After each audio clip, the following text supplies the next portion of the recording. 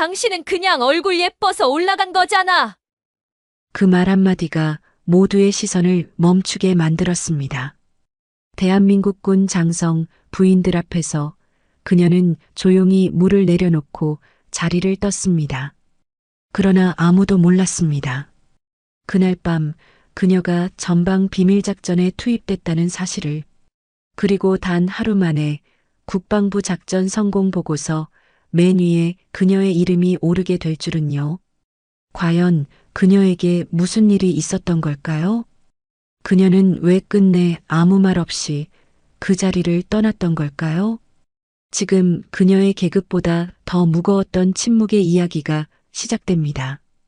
그 전에 잠깐 1초만 투자해서 구독, 좋아요 버튼을 꾹 눌러주시면 영상 제작에 큰 힘이 됩니다.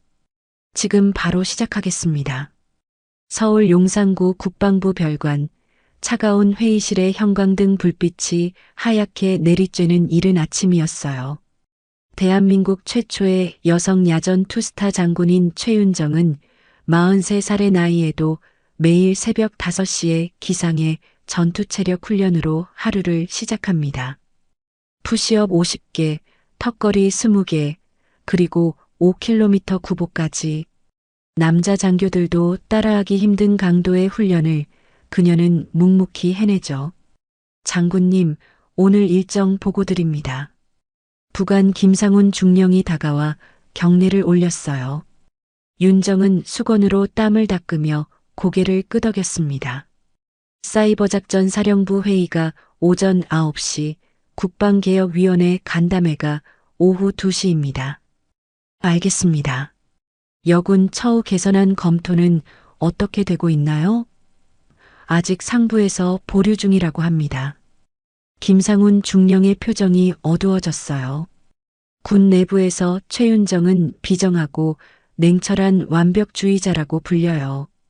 부하들 앞에서 한 번도 웃어본 적이 없다는 소문이 돌 정도니까요. 하지만 정작 그녀는 조용히 국방개혁과 여군 인권 개선을 위해 혼자 싸우는 고독한 개혁자였습니다. 밤늦게까지 정책 보고서를 작성하고 여군 처우 개선안을 검토하며 아무도 몰래 자신의 시간을 바쳐가며 일하고 있었거든요. 장군님, 오늘도 야근이시네요. 경비병이 깊은 밤 윤정의 집무실을 지나가며 말했어요. 네, 수고하세요. 윤정은 고개를 들어 미소를 지었습니다. 부하들 앞에서는 웃지 않는다는 소문과는 달리 그녀는 말단 병사들에게는 따뜻했어요. 다만 간부들 앞에서만 차갑게 굴었을 뿐이죠. 윤정의 책상 위에는 여군 성추행 사건 보고서가 쌓여 있었어요. 매달 10건 이상씩 올라오는 보고서들을 보며 그녀는 주먹을 쥐곤 했습니다. 이런 일이 더 이상 일어나지 않게 하려면 혼잣말을 중얼거리며 개선안을 수정하고 또 수정했어요. 그날 오후 남편 장성훈의 요청으로 군 장성부인 모임에 참석하게 된 윤정이었어요. 장성훈은 46살의 민간 외교안보 연구소장으로 평소 사교적인 성격이라 이런 모임의 중요성을 강조하곤 했죠. 여보, 네트워킹도 중요해. 혼자만 고집 부리지 말고 사람들과 어울려봐. 그의 말에 못 이겨 윤정은 마지못해 모임에 참석하기로 했어요. 정말 가야 해요? 저는 그런 모임이 불편해요. 윤정이 거울 앞에서 군복 단추를 채우며 말했어요. 여보, 나도 민간에서 일하지만 군 가족들과의 관계는 중요하다고. 한 번만 가봐. 장성훈이 넥타이를 매며 대답했습니다.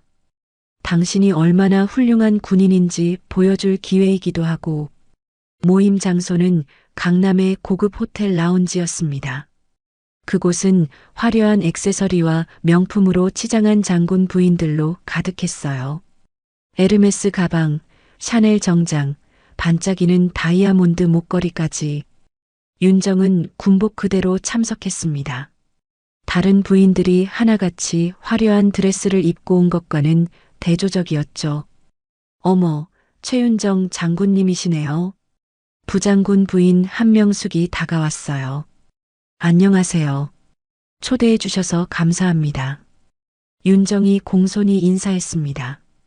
그런데 군복을 입고 오시다니 참 특이하시네요. 한명숙의 말에 주변 부인들이 웅성거리기 시작했어요. 조용히 구석자리에 앉아있던 윤정에게 부장군의 부인이 비웃으며 다가왔어요. 아휴, 얼굴 하나 예뻐서 이 자리까지 올라온 거잖아요.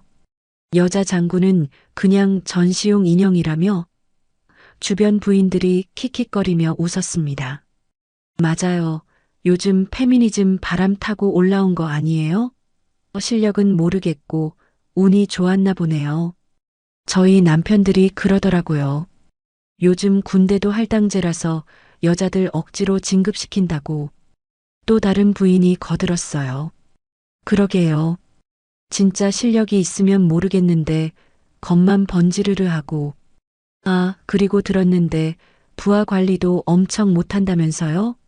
너무 깐깐해서 밑에서 다들 싫어한다고. 윤정은 고개를 숙였어요.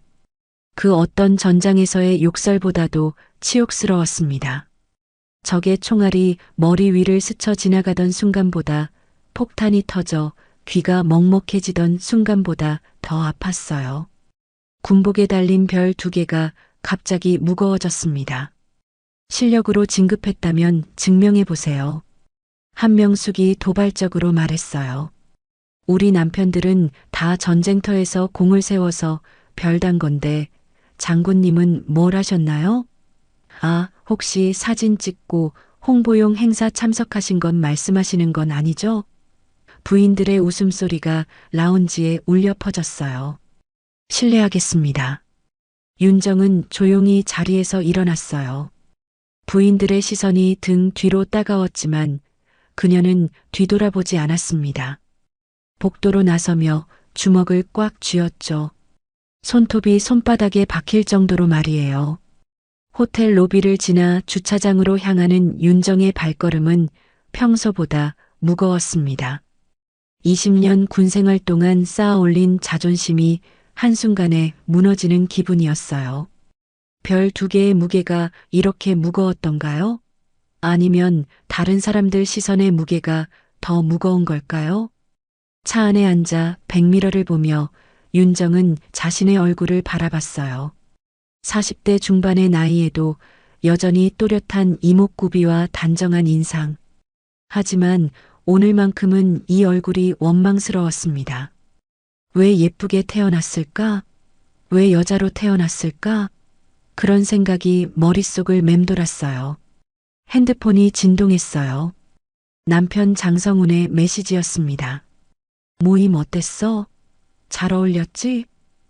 윤정은 답장을 보내지 않았어요. 무슨 말을 해야 할지 몰랐거든요. 설마 남편에게 부인들이 자신을 전시용 인형이라고 했다고 말할 수는 없었어요. 엔진을 켜며 윤정은 깊은 한숨을 내쉬었습니다. 오늘의 모욕이 내일의 동력이 되어야 한다고 다짐했지만 마음 한구석이 시렸어요. 집으로 향하는 길, 그녀의 어깨는 여전히 무거웠고 별 2개는 여전히 그 자리에 달려 있었습니다. 하지만 이 별들이 정말 자신의 실력으로 단 것일까? 그런 의문이 처음으로 마음속에 스며들었어요. 모임을 나와 홀로 차 안에 앉은 윤정이었어요. 굳은 표정으로 핸들을 쥔 채 과거가 스쳐 지나갔습니다.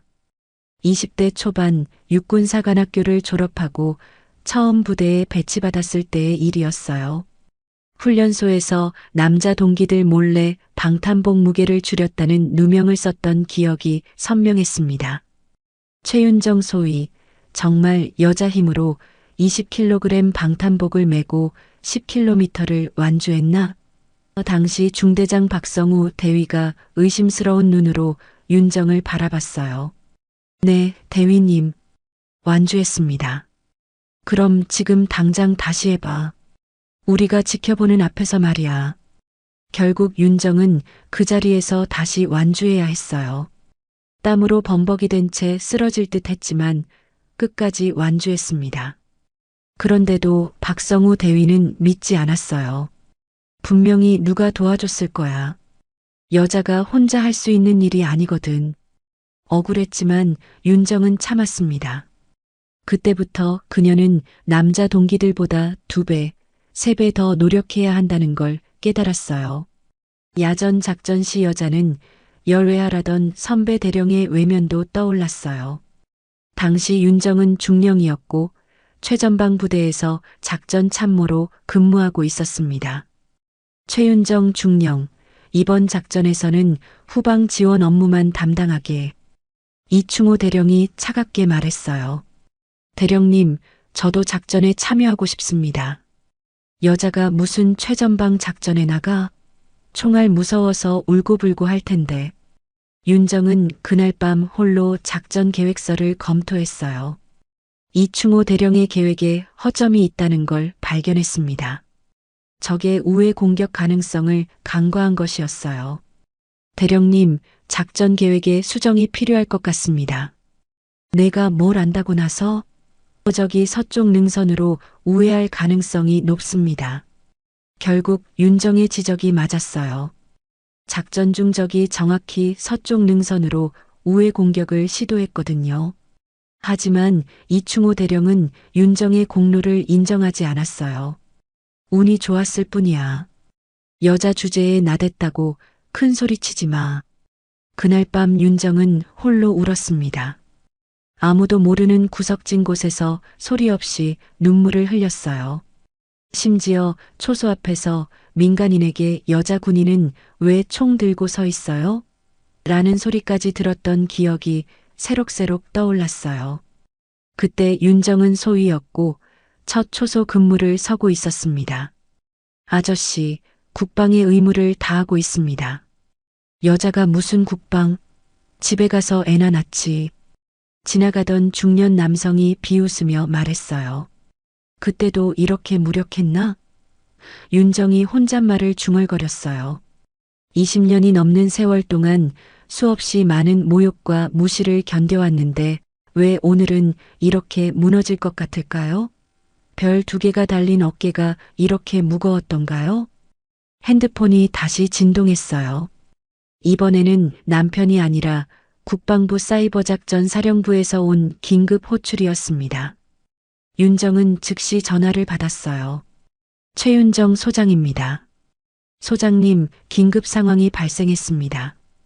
즉시 사령부로 출동해 주십시오. 사이버작전 사령부 작전처장 김철수 대령의 목소리가 긴장되어 있었어요. 무슨 일입니까? 북한과 접경 지역에서 현장 침투 도발 사건이 발생했습니다. 우리 군 통신망에 심각한 교란이 일어나고 있어요. 김철수 대령의 설명에 윤정의 표정이 굳어졌어요. 지금 즉시 가겠습니다. 차를 돌려 국방부로 향하는 윤정의 마음은 복잡했어요. 방금 전까지 자신의 존재 가치를 의심했는데 이제 다시 군인으로 돌아가야 했습니다. 하지만 이상했어요. 부인들의 모욕보다 이런 긴급 상황이 더 편안하게 느껴졌거든요. 국방부에 도착한 윤정은 곧장 사이버작전 사령부로 향했어요. 작전실은 긴장된 분위기로 가득했습니다. 소장님, 상황을 보고드리겠습니다. 김철수 대령이 다가왔어요. 북한에서 우리 군 전방부대의 통신망을 교란시키는 전파 방해 공격을 가하고 있습니다. 동시에 접경 지역에 미확인 인물들이 침투한 정황이 포착되었어요. 피해 규모는 어느 정도입니까? 윤정이 차분히 물었어요. 현재 최전방 3개 부대의 통신이 완전히 두절된 상태입니다. 드론 네트워크도 마비되었고요. 적의 의도는 무엇으로 파악됩니까? 아직 명확하지 않습니다. 다만 우리 군의 감시 체계를 무력화시키려는 것 같습니다. 윤정은 작전 상황판을 바라보며 생각에 잠겼어요. 기밀상 이 작전을 민간에도 외부에도 공개할 수 없으며 성공해도 아무도 알아주지 못할지도 모른다는 보고가 이어졌습니다. 소장님, 이번 작전은 극비사항입니다. 언론 공개는 물론 가족들에게도 말씀하시면 안 됩니다. 김철수 대령이 조심스럽게 말했어요. 그럼 실패해도 아무도 모르고 성공해도 아무도 모르는 작전이라는 뜻이군요. 윤정이 쓴웃음을 지었어요. 네, 그렇습니다. 좋습니다. 그럼 더욱 확실하게 성공시켜야겠네요. 윤정의 목소리에 결의가 담겼어요. 작전 브리핑을 들으며 윤정은 생각했어요. 방금 전까지 자신을 전시용 인형이라고 비웃던 사람들이 있었는데 이제는 나라를 지키는 임무를 맡게 되었다는 아이러니함을 말이에요. 하지만 이상하게도 마음이 편해졌어요. 이곳에서만큼은 자신이 진짜 군인이라는 걸 느낄 수 있었거든요. 그럼에도 윤정은 군복을 다시 여몄어요. 별 2개가 달린 어깨가 여전히 무거웠지만 이제는 그 무게의 의미를 다시 생각해 보게 되었습니다. 내가 선택한 이 길, 아무리 진흙을 던져도 끝까지 걸어가겠다. 마음속으로 다짐하며 작전 준비에 돌입했어요. 밤이 깊어가고 있었어요. 윤정은 작전실에서 부하들과 함께 세부 계획을 검토했습니다. 아무도 알아주지 않을 작전이지만 그래서 더욱 완벽하게 해내야 했어요. 이것이 자신의 진짜 실력을 증명할 수 있는 기회일지도 모르니까요. 윤정은 비밀리에 특수임무대로 편성된 707 출신 요원들과 함께 현장 투입되었어요. 작전명은 암흑지대였습니다. 그녀는 전방 깊숙이 침투한 적의 전파 교란 시설을 무력화하고 우리 군 드론 네트워크를 재정비하는 작전을 직접 지휘하게 되었어요. 이번만큼은 후방에서 지시만 내리는 게 아니라 현장에서 직접 작전을 이끌어야 했습니다. 소장님, 정말 직접 투입되시겠습니까? 특수임무대 대장 박민호 중령이 우려스러운 표정으로 물었어요. 장성급이 직접 현장에 나가는 건 이례적입니다. 그래서 더욱 확실하게 할 수 있어요. 이번 작전은 실패할 수 없습니다. 윤정의 목소리에는 단호함이 배어 있었어요. 새벽 3시 헬기로 최전방 지역에 투입된 윤정과 특수임무대원들이었어요. 차디찬 동절기 야산, 눈이 쌓인 험준한 산길을 따라 이동해야 했습니다. 영하 15도의 추위 속에서도 윤정은 앞장서서 걸었어요. 뒤따르던 대원들이 놀란 표정을 지었습니다. 소장님, 속도 조절하셔야 합니다. 부대원 중 하나인 이연수 중사가 조심스럽게 말했어요. 아니요, 시간이 촉박합니다. 새벽 5시 전에 목표 지점에 도달해야 해요. 윤정은 숨을 고르며 계속 앞으로 나아갔어요. 20kg이 넘는 장비를 메고도 지치지 않는 모습에 대원들이 감탄했습니다. 목표 지점에서 1km 떨어진 곳에 도착한 일행은 잠복에 들어갔어요. 적의 전파 교란 시설이 있는 곳까지는 위험한 구간이 많았습니다. 지뢰가 매설되어 있을 가능성도 높았고 적 초병들의 순찰 경로도 파악해야 했어요. 숨소리조차 내지 못하는 30시간 정지 대기가 시작되었습니다. 눈 속에 몸을 숨긴 채 망원경으로 적 진지를 관찰하던 윤정이었어요. 적들의 움직임을 하나하나 기록하고 교란시설의 위치를 정확히 파악했습니다. 소장님, 적 초병이 2시간마다 교대하는 것 같습니다. 박민호 중령이 작은 목소리로 보고했어요. 좋아요. 교대 시간을 노려서 침투하겠습니다. 한 대원이 물었어요. 별 2자리가 진흙 속에서 같이 뒹구시네요. 왜 직접 오셨습니까? 이연수 중사의 질문에 윤정은 웃지도 않은 채 답했습니다. 장군 계급은 본부에 앉으라고 있는 게 아닙니다. 지켜야 할 병사가 있으면 그게 내가 있어야 할 자리입니다. 대원들의 표정이 달라졌어요. 처음에는 여자 장군이 현장에 나온 것에 대해 의구심을 가졌지만 이제는 존경의 눈빛으로 바라보고 있었습니다. 소장님, 진짜 멋있습니다. 최연소 대원인 정우진 하사가 감탄하며 말했어요. 밤이 되자 본격적인 침투 작전이 시작되었어요. 윤정은 선두에 서서 대원들을 이끌었습니다. 적외선 야시경을 착용하고 조심스럽게 적진 깊숙이 들어갔어요. 한 발짝 한 발짝이 조심스러웠습니다. 작은 소음이라도 나면 모든 것이 수포로 돌아갈 수 있었거든요. 소장님, 전방 50m 지점에 초병이 있습니다. 박민호 중령이 손짓으로 신호를 보냈어요. 윤정은 고개를 끄덕이며 우회 경로를 손짓으로 지시했습니다. 오랜 야전 경험이 빛을 발하는 순간이었어요. 적의 전파 교란시설 앞에 도착한 윤정과 대원들이었어요. 생각보다 경비가 삼엄했습니다. 소장님, 예상보다 적이 많습니다. 괜찮아요. 계획대로 진행하겠습니다. 윤정은 침착하게 상황을 판단했어요. 정면 돌파보다는 우회 침투가 유리하다고 판단했습니다. 정우진 하사, 통신 장비 준비됐나요? 네, 소장님.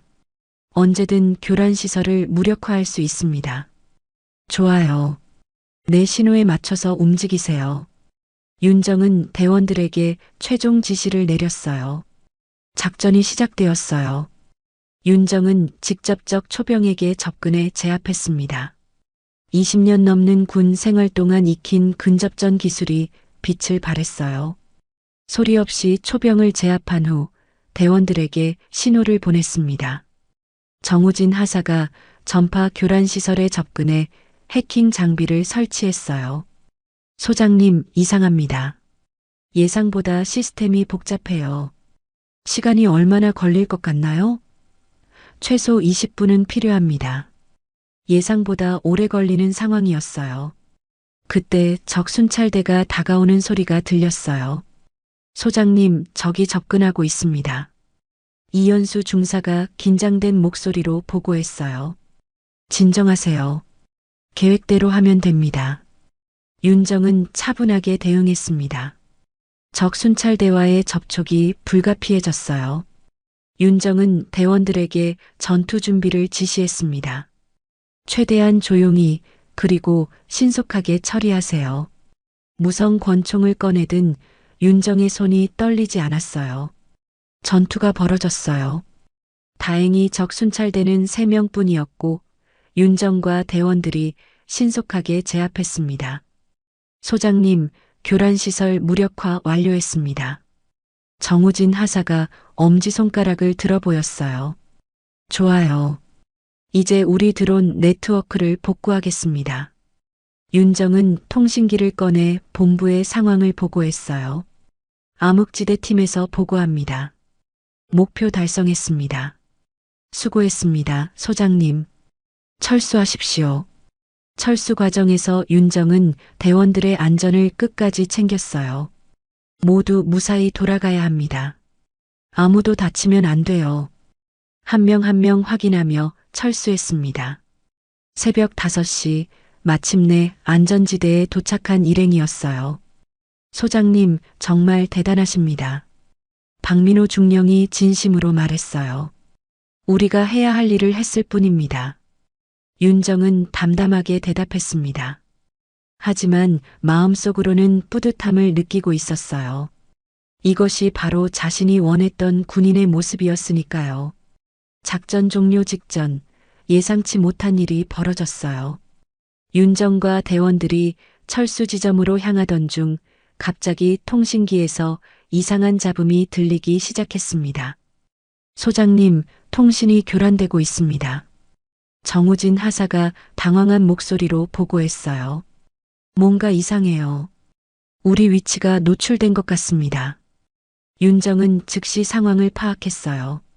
적들이 우리의 움직임을 너무 정확하게 알고 있었습니다. 이건 우연이 아니야. 속으로 중얼거리며 주변을 살폈어요. 내부 정보가 노출되었다는 정황이 역력했습니다. 누군가 내부에서 좌표를 유출했다는 의심이 들었어요. 모두 엄폐하세요. 윤정이 외쳤을 때 적의 공격이 시작되었어요. 하지만 이상했습니다. 적들이 우리의 정확한 위치를 알고 있는 듯한 공격 패턴이었어요. 소장님, 이건 내부 정보 없이는 불가능한 정확도입니다. 박민호 중령이 엄폐물 뒤에서 외쳤어요. 그때 믿었던 정보장교 강태호 중령이 나타났어요. 45살의 강태호는 윤정보다 한 기수 선배였고 과거 함께 근무했던 사이였습니다. 윤정아, 고생 많았구나. 그가 여유로운 표정으로 다가왔어요. 하지만 뭔가 이상했습니다. 이런 위험한 상황에서 너무 침착했거든요. 강태호 중령님, 어떻게 여기에? 윤정이 의아해하며 물었어요. 지원 나왔지. 너희들이 고생하고 있다고 해서. 강태호의 대답은 자연스러웠지만 윤정은 직감적으로 뭔가 잘못되었다는 걸 느꼈어요. 그의 눈빛이 예전과 달랐거든요. 소장님, 뭔가 이상합니다. 이연수 중사가 작은 목소리로 윤정에게 속삭였어요. 강태호 중령이 오기 직전부터 적들의 공격이 더 정확해졌어요. 윤정도 같은 생각이었습니다. 너무 우연의 일치가 많았어요. 강태호가 갑자기 권총을 꺼내 들었어요. 하지만 그 총구는 적이 아닌 윤정을 향하고 있었습니다. 강태호 중령님, 뭐 하시는 겁니까? 윤정이 놀란 목소리로 물었어요. 미안하다, 윤정아. 하지만 이럴 수밖에 없어. 대원들이 모두 당황했어요. 중령님, 정신 차리십시오. 박민호 중령이 외쳤지만 강태호는 흔들리지 않았습니다. 너희들은 모를 거야. 이 여자가 얼마나 많은 걸 망쳤는지. 그의 목소리에는 원한이 가득했어요. 윤정은 차분하게 강태호를 바라봤어요. 무슨 말씀이신지 모르겠습니다. 모른다고? 너 때문에 내가 얼마나 고생했는지 정말 모르나? 강태호의 목소리가 떨리기 시작했어요. 10년 전 내가 내 진급을 막았잖아. 그제야 윤정이 기억해냈어요. 10년 전 강태호가 부하 여군을 성추행한 사건이 있었고 윤정이 그 사실을 상부에 보고했던 일이었습니다. 그때 일을 말씀하시는 건가요? 그래, 바로 그때야. 너 때문에 내가 좌천됐고 진급도 늦어졌어. 그건 중령님이 잘못하신 일이었습니다. 윤정이 단호하게 말했어요. 부하를 성추행하고도 당당하시겠어요? 성추행? 그냥 농담이었어. 요즘 여자들이 너무 예민한 거야. 강태호의 변명에 윤정은 고개를 저었어요. 중령님, 총을 내려놓으십시오. 아직 늦지 않았습니다. 윤정이 차분하게 설득했어요. 하지만 강태호는 더욱 흥분했습니다. 늦지 않았다고? 이미 10년이나 늦었어. 너 같은 여자가 그것도 얼굴 예쁜 게 뭐라고 별 2개를 달아? 강태호가 계속 말했어요. 난 이 군대가 여자한테 무너지는 꼴 못 봐. 특히 너 같은 페미니스트한테는 더더욱. 그의 말에서 깊은 여성 혐오가 드러났어요. 여자가 장군 되는 게 말이 돼? 전쟁터에서 울고불고 할 텐데. 중령님, 지금 누가 울고불고 하고 있는지 보이십니까? 윤정이 냉정하게 반박했어요. 제가 지금까지 운 것 보신 적 있으십니까? 강태호는 말문이 막혔지만 여전히 총을 내리지 않았어요. 총구를 겨눈 강태호 앞에서도 윤정은 물러서지 않았어요. 중령님이 원하는 게 뭔지 알겠습니다. 하지만 이렇게 해서는 안 됩니다. 닥쳐. 너 같은 여자가 나한테 훈계질이야? 강태호가 소리쳤어요. 그 순간이었어요. 윤정을 지키려던 정우진 하사의 몸이 총을 대신 맞고 쓰러졌습니다. 하사. 윤정이 외쳤지만 이미 늦었어요. 정우진 하사는 피를 흘리며 바닥에 쓰러져 있었습니다.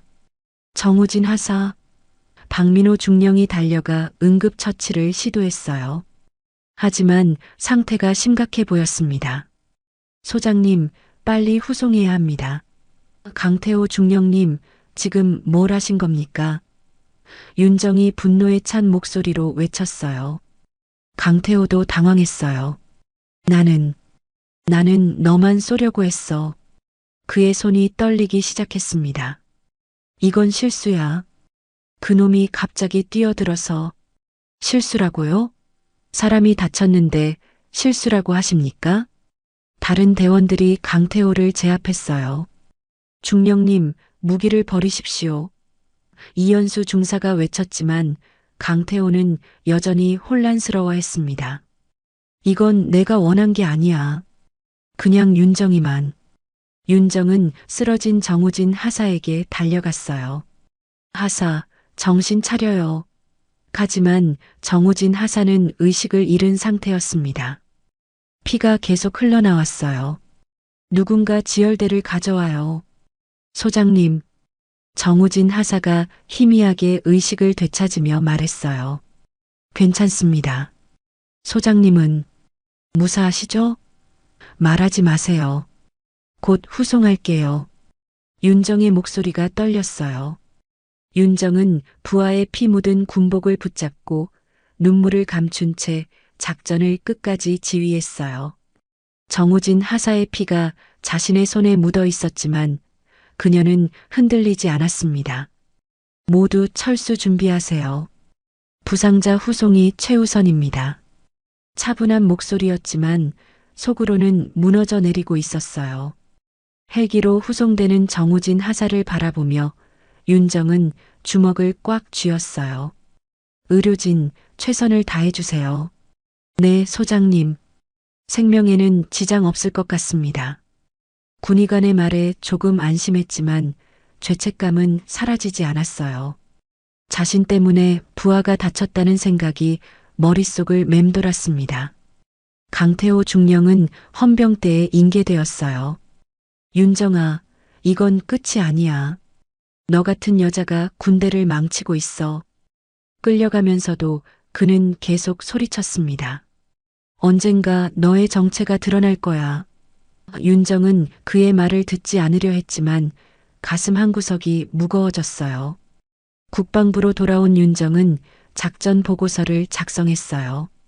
하지만 본부에서는 벌써 작전 실패로 기록될 수 있다는 문건이 돌아다니고 있었습니다. 소장님, 상부에서 문제를 제기하고 있습니다. 김상훈 부관이 조심스럽게 말했어요. 어떤 문제요? 부하가 사망했고 기밀 유출 사고까지 발생했다는 이유로 사망했다고요? 윤정이 놀라며 물었어요. 아니, 죄송합니다. 중상을 입었다는 뜻이었습니다. 김상훈 부관이 당황하며 정정했어요. 하지만 내부에서는 지휘 책임을 묻고 있습니다. 윤정의 얼굴이 굳어졌어요. 성공한 작전인데 실패로 기록될 수 있다니. 그날 오후 국방부 감사실에서 출두 통보가 왔어요. 최윤정 소장은 내일 오전 10시에 감사실로 출두하시기 바랍니다. 공문을 받아든 윤정은 한숨을 내쉬었어요. 예상했던 일이지만 막상 받아보니 착잡했습니다. 언론도 움직이기 시작했어요. 여군 장성의 무리한 지휘로 부하 중상이라는 기사가 포털 사이트 메인에 떴습니다. 댓글들은 더욱 악랄했어요. 역시 여자는 전쟁터에 나가면 안 되는구나. 얼굴만 예쁘면 뭐해, 실력이 없는데. 페미니즘의 폐해다. 윤정은 기사를 보며 허탈한 웃음을 지었어요. 성공한 작전이 이렇게 왜곡되다니. 정우진 하사를 구하려고 했던 자신의 노력은 아무도 알아주지 않았어요. 오히려 무능한 지휘관으로 몰리고 있었습니다. 집에 돌아온 윤정을 남편 장성훈이 기다리고 있었어요. 여보, 기사 봤어. 무슨 일이야? 그의 목소리에는 걱정보다 다른 감정이 섞여 있었어요. 작전 중에 일어난 불가피한 상황이었어. 윤정이 간단히 대답했어요. 불가피한 상황? 장성훈의 목소리가 높아졌어요. 도대체 뭐가 그리 중요해서 사람 하나를 또 죽였어? 죽이지 않았어. 그리고 또라는 게 무슨 뜻이야? 윤정이 반박했지만 장성훈은 화가 나 있었어요. 몇 년 전에도 그랬잖아. 내가 지휘한 훈련에서 사고 났을 때도 장성훈이 과거 일을 들춰냈어요. 그때는 정말 사고였어. 누구 잘못도 아니었고. 하지만 결과는 마찬가지잖아. 내 밑에서 일하는 사람들이 다치고. 윤정은 남편의 말에 상처받았어요. 가장 가까운 사람이 자신을 이해해주지 않는다는 게 더 아팠습니다. 당신도 나를 못 믿는 거야? 믿고 안 믿고의 문제가 아니야. 현실을 봐. 현실?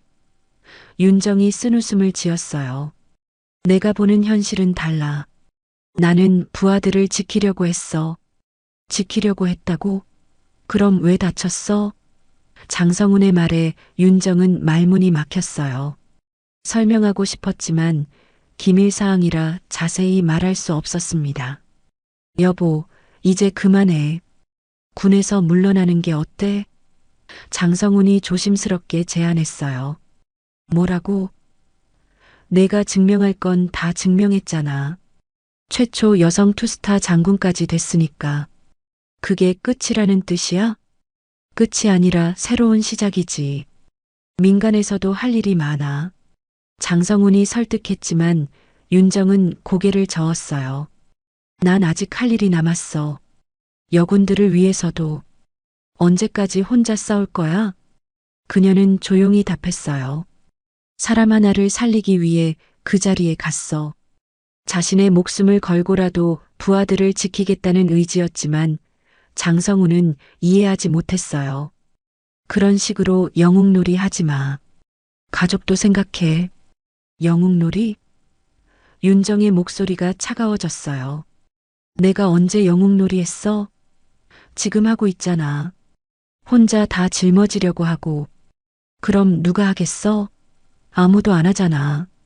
다음 날 아침 윤정은 감사실에 출두했어요. 차가운 신문실에서 감사관들이 기다리고 있었습니다. 최윤정 소장, 이번 작전에 대해 질문하겠습니다. 네, 답변하겠습니다. 작전 중 부하가 중상을 입었는데 지휘관으로서 책임을 어떻게 생각하십니까? 감사관의 질문에 윤정은 차분히 대답했어요. 부하의 안전을 지키지 못한 것은 제 책임입니다. 그럼 작전 지휘에 문제가 있었다는 뜻입니까? 아닙니다.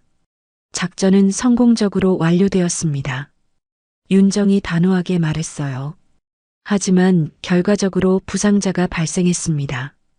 그것은 내부 배신자 때문이었습니다. 증거가 있습니까? 감사는 이틀 동안 계속되었어요.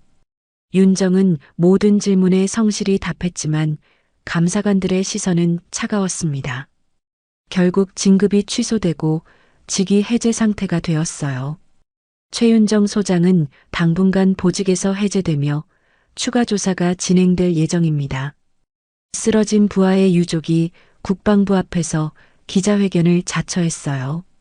정우진 하사의 어머니 김순희 씨가 마이크 앞에 섰습니다. 우리 아들은 위험한 줄 알면서도 장군님을 지키려고 했습니다. 그녀의 목소리는 떨렸지만 단호했어요. 언론에서 말하는 것처럼 무능한 지휘 때문이 아닙니다. 기자들이 술렁였어요. 그럼 어떤 이유로 다치게 된 겁니까? 한 기자가 질문했습니다. 우리 아들이 입원해서 직접 말했어요.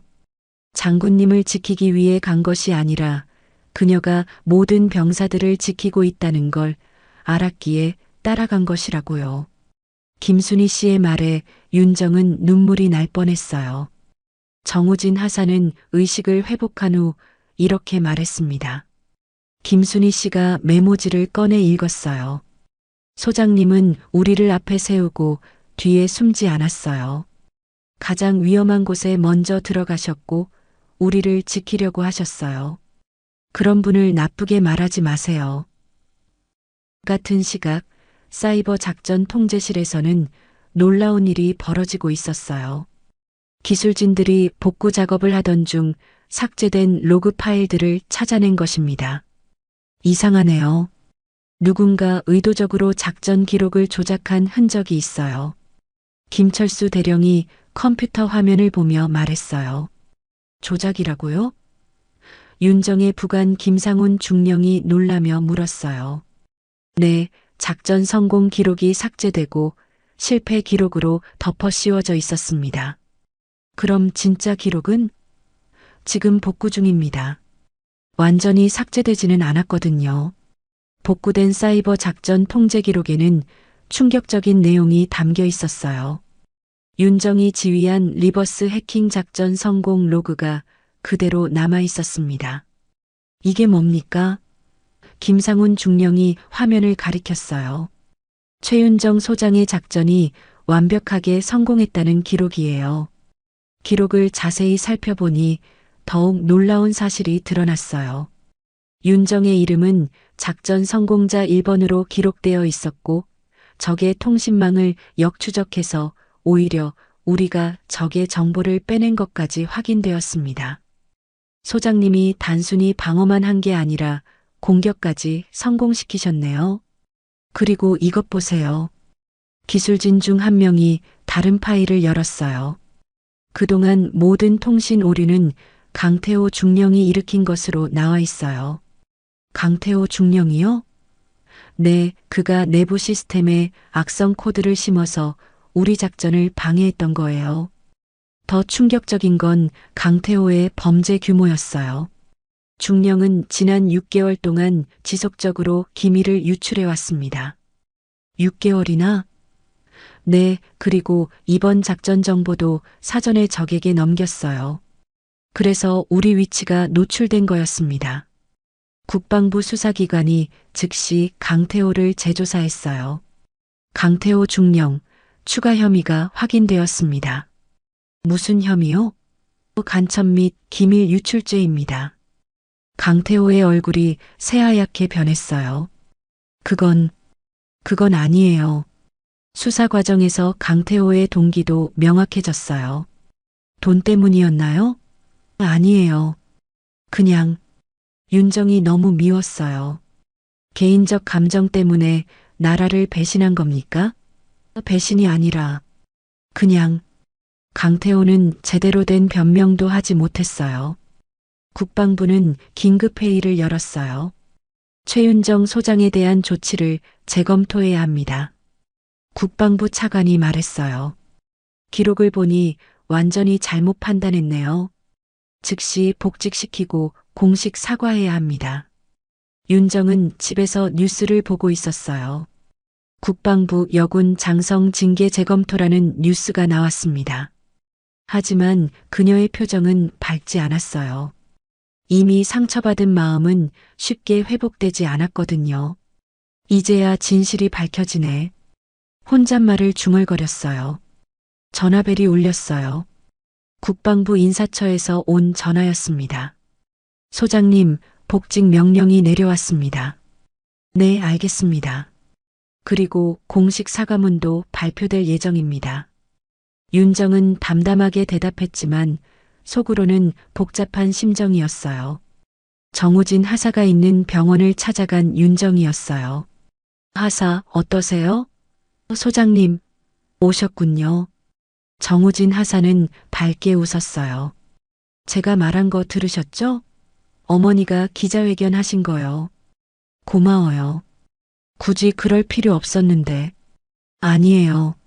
진실은 밝혀져야죠. 정우진 하사가 진지하게 말했어요. 소장님이 저희를 얼마나 지켜주려고 하셨는지 다들 알고 있어요. 고생시켰네요. 고생이 아니라 영광이었습니다. 국방부는 공식 발표를 준비했어요. 최윤정 소장의 작전 지휘는 모범적이었으며 이번 사태는 내부 배신자 때문이었다는 내용이었습니다. 언론도 태도를 바꾸기 시작했어요. 여군 장성, 누명 벗어라는 기사들이 쏟아졌어요. 하지만 윤정은 여전히 마음이 무거웠어요. 진실이 밝혀진 건 다행이지만 그 과정에서 받은 상처들은 쉽게 아물지 않을 것 같았어요. 이제 다시 시작이구나. 창밖을 바라보며 다짐했습니다. 다음 날 국방부 정례 브리핑이 열렸어요. 브리핑룸에는 평소보다 많은 기자들이 몰려들었습니다. 모두들 최윤정 소장의 복권 소식을 듣고 온 것이었어요. 국방부 대변인이 단상에 올라섰습니다. 오늘은 특별한 발표가 있겠습니다. 브리핑 화면에는 작전명 암흑지대와 함께 작전 리더로 최윤정 소장의 이름이 가장 위에 올라가 있었어요. 지난주 성공적으로 완료된 대북 사이버 방어 작전의 실제 지휘관을 발표하겠습니다. 대변인의 말에 기자들이 술렁이기 시작했어요. 작전 지휘관은 최윤정 소장이며 이번 작전으로 적의 전파 교란 시설을 무력화하고 우리 군 네트워크를 완전히 복구했습니다. 기자들의 카메라 플래시가 터졌어요. 또한 역추적을 통해 적의 주요 정보까지 확보하는 성과를 거뒀습니다. 그럼 지난주 보도된 작전 실패는 어떻게 된 겁니까? 한 기자가 질문했어요. 내부 배신자의 공작으로 잘못된 정보가 유출된 것이었습니다. 현재 해당 인물은 구속되어 수사 중입니다. 대변인의 답변에 기자들이 더욱 흥미로워했어요. 최윤정 소장에 대한 징계는 어떻게 됩니까? 즉시 해제되며 국방부는 공식 사과의 뜻을 표합니다. 그럼 소장의 지휘 능력에는 전혀 문제가 없었다는 뜻인가요? 오히려 모범적인 지휘였다고 평가합니다. 기자들이 술렁이고 SNS와 언론은 순식간에 들끓었어요. 얼굴 예쁜 장군에서 진짜 장군으로라는 제목의 기사들이 쏟아져 나왔습니다. 여군 최고 실력자 증명이라는 찬사들이 댓글창을 채웠어요. 윤정은 브리핑을 지켜보며 복잡한 심정이었어요.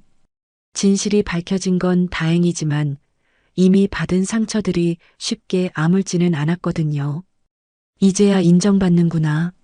하지만 기쁘기보다는 씁쓸한 마음이 더 컸어요.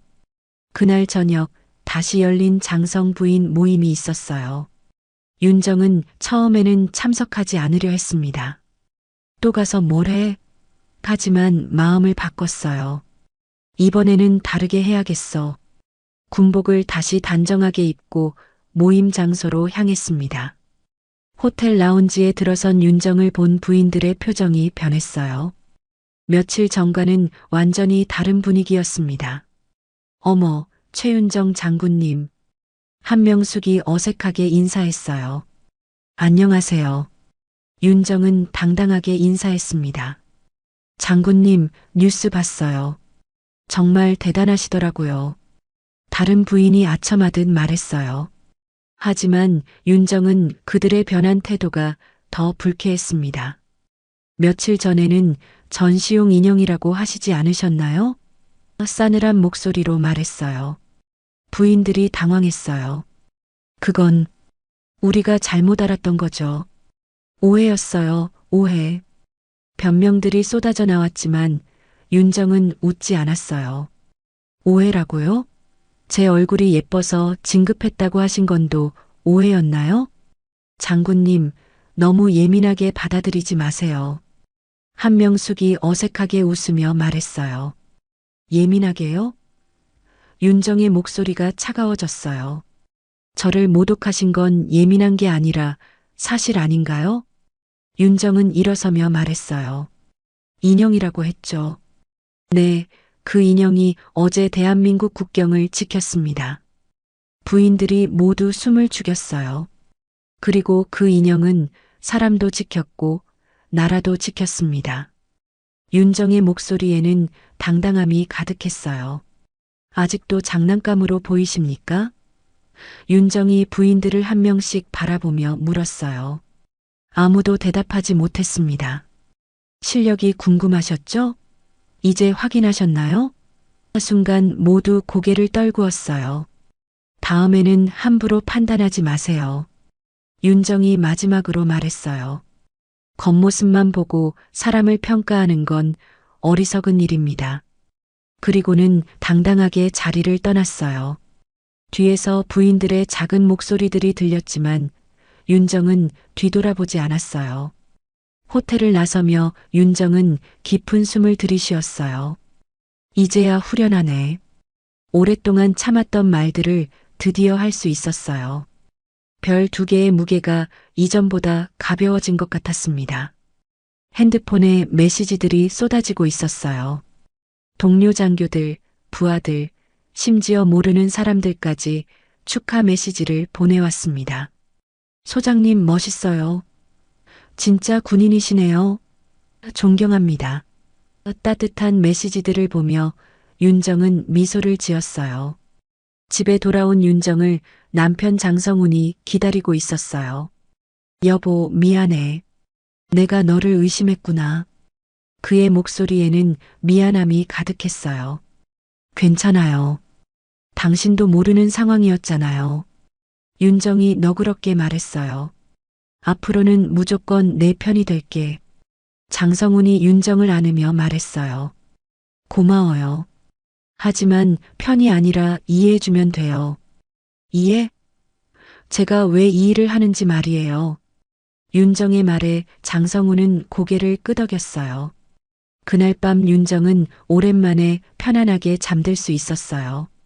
진실이 밝혀지고 자신의 실력도 인정받았으니까요. 하지만 더 중요한 건 자신에 대한 확신을 되찾은 것이었어요. 나는 진짜 군인이야. 별 2개가 달린 어깨를 보며 다시 한번 다짐했습니다. 윤정은 다시 본부로 복귀했지만 며칠 후 조용히 후배 여군들을 찾아 떠났어요.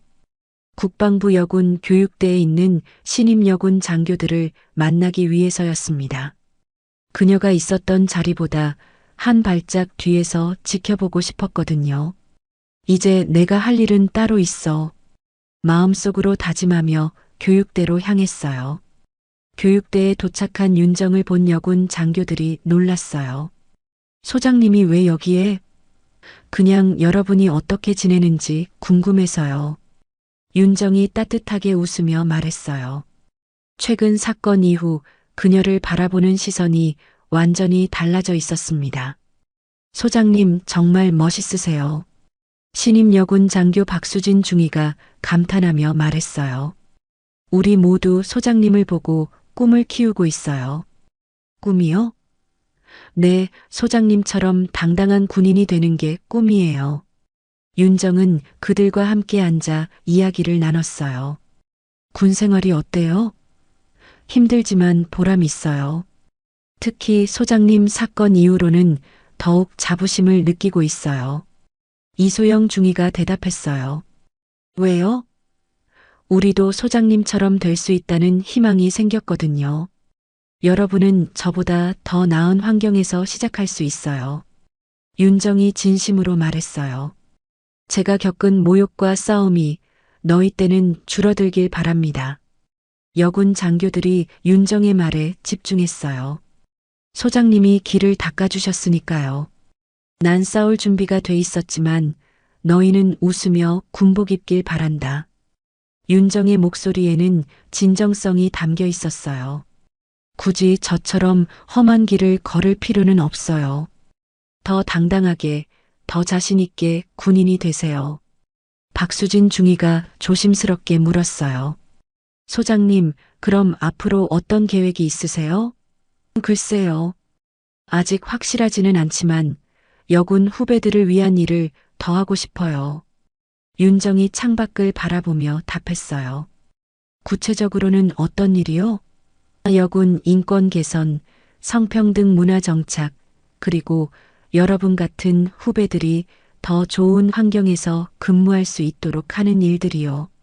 윤정의 계획을 들은 여군들의 눈이 반짝였어요. 이소영 중위가 말했어요. 소장님 같은 분이 계셔서 정말 다행이에요. 왜요? 앞으로는 우리도 실력으로만 평가받을 수 있을 것 같아서요. 그렇게 될 거예요. 시간이 좀 걸리겠지만 말이에요. 오후에는 군사학교 생도들과도 만났어요. 여생도들이 특히 윤정에게 관심이 많았습니다. 소장님, 군인이 되길 잘했다고 생각하세요? 한 여생도가 진지하게 물었어요. 네, 후회한 적 없어요. 힘들지 않으세요? 힘들죠.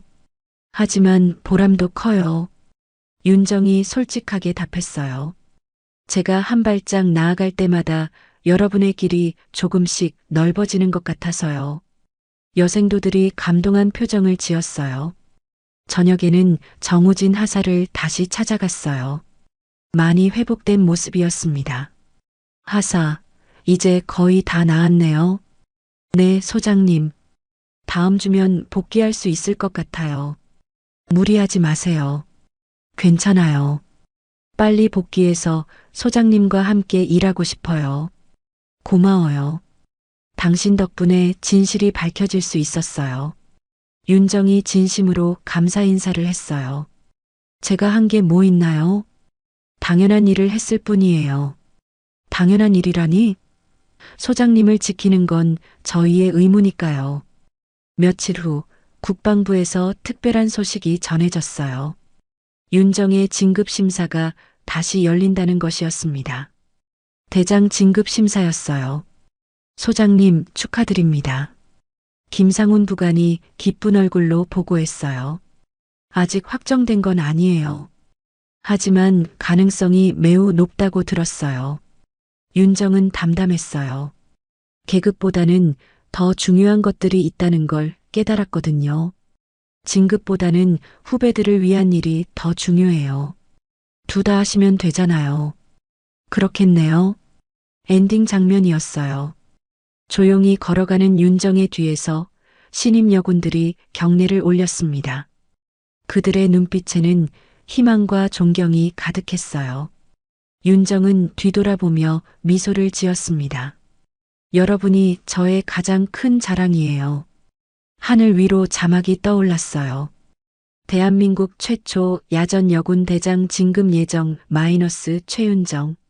하지만 더 중요한 건 그 아래 작은 글씨였어요.